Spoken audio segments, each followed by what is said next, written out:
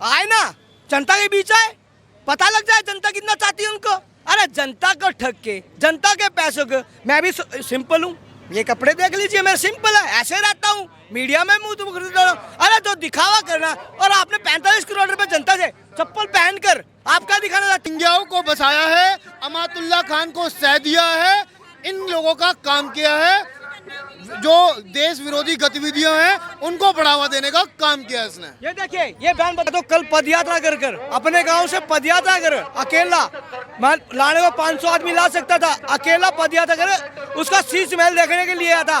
उनकी इतनी गुंडागर्दी, उनके जो प्रशासन के लोग और खुद की अंदर नहीं जाने देते, बाहर गेट बंद कर देते हैं। जो बात करते थे बड़ी बड़ी, मेरे लिए 24 घंटे जनता की सेवा के लिए मेरे दरवाजे खुले हुए हैं, कहाँ गए वो दरवाजे? कहाँ गई वो बड़ी बड़ी बातें? कहाँ गए उनके बड़े बड़े वादे और बड़ी बड़ी बातें? जो बात करते थे, मैं जनता के बीच के, जनता से बीच से मैं बात करूंगा, जनता से पूछ के काम करूंगा। जनता से पूछा, रामलीला में कसम खाते थे, मैं बच्चों की कसम खाता हूँ, मैं गाड़ी नहीं लूंगा, मैं बच्चों की कसम खाता हूँ, मैं राजनीति बदलने आया, मैं बच्चों की कसम खाता हूँ, मैं सिक्योरिटी नहीं लूंगा।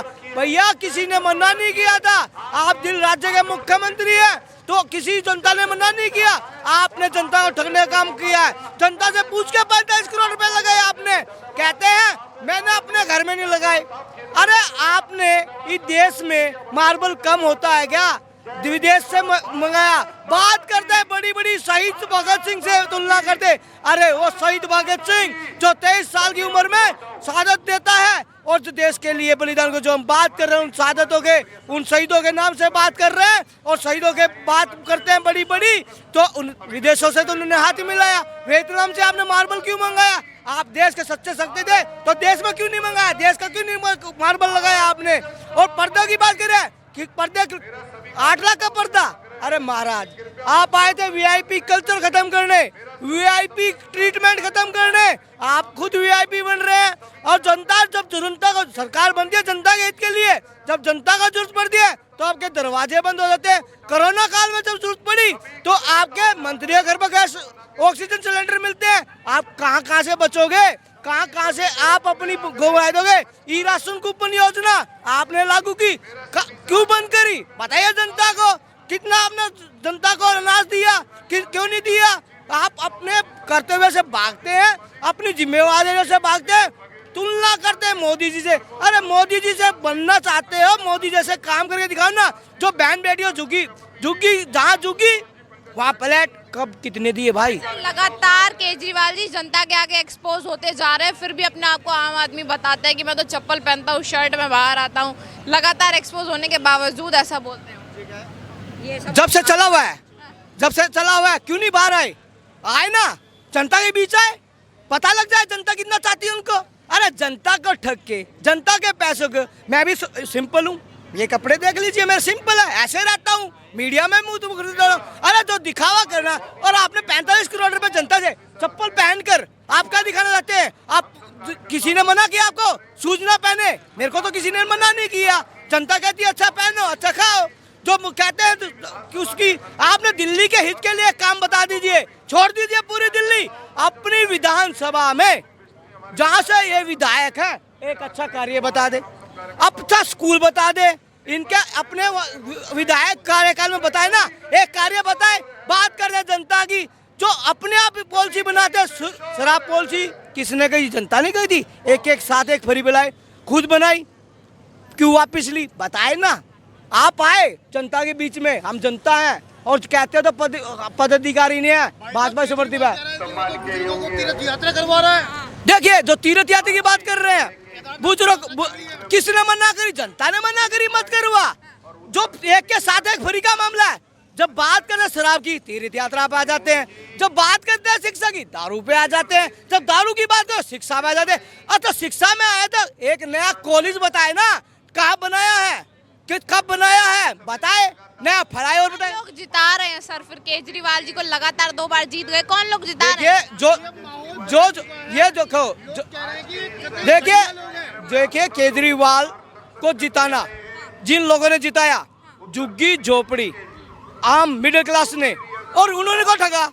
झुग्गी वालों को वादा किया, जहाँ झुग्गी हुआ मकान, एक भी बहनों से पूछ ले, मैं आपके मीडिया के साथ चलना चाहता हूँ, चलिए मेरे साथ झुग्गी में, बताए आप झुग्गी में केजरीवाल को। झोपड़ी में रहूंगा, ये दिल्ली का पॉश एरिया है, 45 करोड़ के मकान के अंदर रह रहा है। यदि उसको झुग्गी झोपड़ी में रहना है तो यहाँ पे बहुत सारे झुग्गी झोपड़ी हैं, हम उनकी व्यवस्था कर देंगे, लेकिन वो झूठे इंसान हैं। इनके विधायक जहाँ से विधायक है वहाँ पर नई दिल्ली जहाँ से देश चलता है वहाँ पे भी झुग्गी है, वहाँ पे फ्लैट बता दे।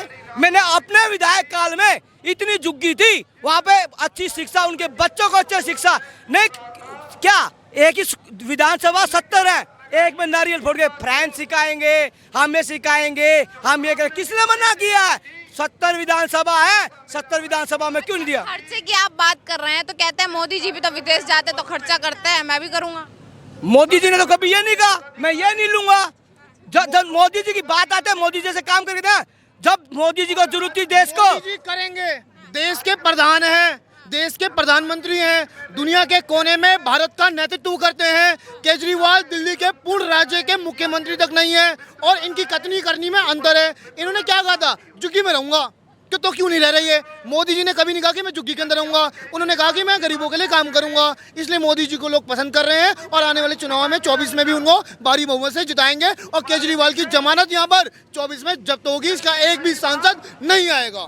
जन कल्याण के काम की, सबका साथ सबका विकास की बात करी, अन्य योजना आप अभी तक चालू करिए। कोरोना काल में जब देश को जरूरत थी तो एक एक भाजपा का कार्यकर्ता ऑक्सीजन वैन लेके ऑक्सीजनों के लिए और बच्चों के राशन के लिए कोई भूखा ना सोए। एक भारतीय जनता पार्टी एक कार्यकर्ता सड़कों पे था, एक भी कार्यकर्ता बता दे जब जरूरत थी जनता को थाने के अंदर तक केजरीवाल। कोरोना काल के अंदर रोहिंग्याओं को बचाया है, अमातुल्ला खान को सह दिया है, इन लोगों का काम किया है। जो देश विरोधी गतिविधियां हैं उनको बढ़ावा देने का काम किया इसने। ये देखिए, ये बहन बता दिए, बताइए। मेरे हस्बैंड है, मेरे मतलब कि ससुर है, ऑक्सीजन के चक्कर में मेरे हस्बैंड भी गुजर चुके हैं अब इस टाइम पे, और मेरे ससुर भी गुजर चुके हैं। ऑक्सीजन कहीं भी नहीं मिली, हमने पैसा भी लेकर सबसे उधार ले लेकर करा, मतलब खाने के लिए हमारे पास कुछ नहीं था उस टाइम पे, मगर किसी ने कुछ मदद नहीं, सब अपना अपना भर रहे थे, अपने अपने मिलता भी था राशन तो सब अपना अपना भर रहे थे, उसमें किसी ने कोई मदद नहीं करी। कोरोना के टाइम में केजरीवाल जी ने 45 करोड़ का नवीकरण करवाया घर में, वही पैसा अगर जनता के बीच लगता तो समाधान होता।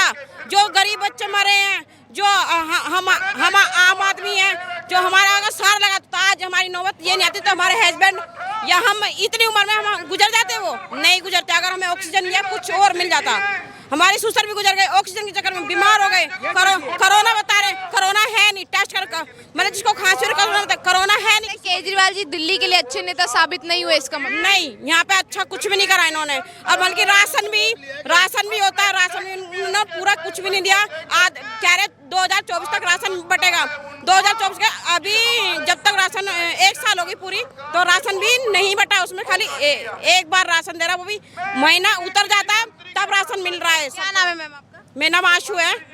किस क्षेत्र में रहती हैं आप दिल्ली के? मैं वजीराबाद में रहती हूँ, जमुना के पास, और उधर की साइड में मतलब राशन मिल नहीं रहा है, और 1 महीना जब उतर जाता है तब राशन मिलता है, दूसरा महीना चढ़ जाता है जब। ये देखिए, ये है आम आदमी का दर्द, ये है इन बहन का दर्द, जो दिल्ली की जनता की बात की बड़ी प्रचार सिर्फ प्रचार में पैसा खराब कराया है, ये इतना कर दिया, ये कर दिया, एक धरातल पे एक अच्छा कार्य नहीं किया दिल्ली की जनता के। अरे जो एक नया फ्लाईओवर बता दे, नई रेल मेट्रो बता दे। सर महिलाओं के मेरा बच्चा विकलांग है, मेरे बच्चों को ना दवाई मिली है, इसको ये जाते हैं उनका मोहल्ला क्लिनिक बनेगा, ये बन गया, वहाँ दवाई नहीं मिलती, टेस्ट भी नहीं होते, सबको बाहर भेजते हैं। मैम कहते हैं महिलाएं हमसे बड़ा खुश हैं, आप महिलाएं आप तो केजरीवाल जी के पूरा विरोध कर रहे हैं कि कुछ भी विरोध इसलिए कर रहे हैं क्योंकि ये सारे कोई इसलिए खुश है क्योंकि बस फ्री कर रखी है भाई, और कुछ नहीं है यहाँ पे, बस फ्री की वजह से सारी थोड़ा वो है, मैंने महिला के लिए कुछ नहीं है यहाँ पे, और चाहे जनता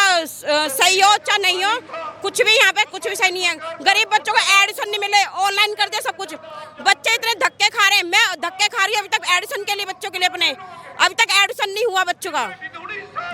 ये दर्द है, जो काम नहीं हो रहे, जो रात में काम नहीं हो रहे, इन बहन को पता नहीं क्या हो गया। एक महिला फ्री करने से कुछ, ये 5 रुपए 2 रुपए देने में सक्षम है, फ्री आज तक नहीं चली ये बहनें, इनको अपंग, इनके बच्चे पढ़ जाएंगे। और बात करते हैं शिक्षा की, शिक्षा देखे ये एडमिशन नहीं मिल रहा है, इन्हें पैसे पूछिए। कोरोना काल में इन महिला ने अपने परिवार को खोया है। केजरीवाल साहब, आप पे धिक्कार है। यहाँ से मात्र 2 किलोमीटर दूर पे ये महिला रहती हैं। कोरोना काल में ना इनको राशन की सुविधा दी गई और ना ही वर्तमान समय में इनके बच्चों का स्कूलों में एडमिशन हो पा रहा है। तो आपकी वो विश्वव्यापी जो शिक्षा व्यवस्था है वो कहाँ गई? धिक्कार है। और यही महिला, दिल्ली की महिला, आपको जवाब देगी। धन्यवाद सर।